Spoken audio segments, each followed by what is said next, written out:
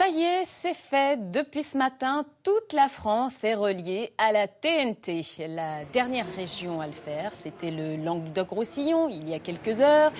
Voilà maintenant tous les Français logés à la même enseigne. Fini donc la télé de papa par voie analogique. Reportage sur ce dernier basculement avec Jérôme Régali et David Madej.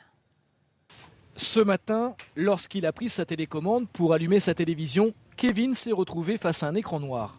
Je sais pas, je comprends pas, ça marche pas. Coup dur pour ce téléphage. Kevin a en effet oublié qu'il était passé cette nuit au tout numérique, comme 600 000 foyers du Languedoc-Roussillon.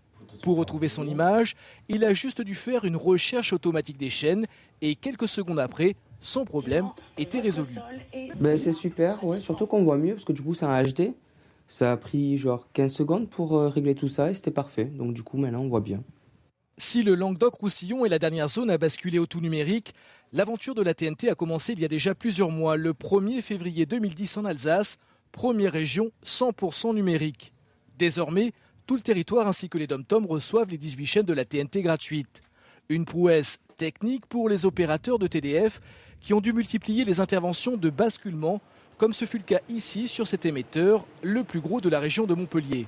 C'est une grosse opération que l'on prépare depuis des mois maintenant.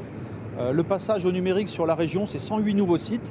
Donc vous imaginez la quantité de travail, c'est très important pour nous. Un son meilleur, une qualité d'image en haute définition.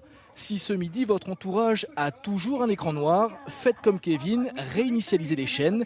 Et si la télévision est ancienne et qu'elle n'a pas de décodeur intégré, vous pouvez acheter un simple boîtier TNT. Il en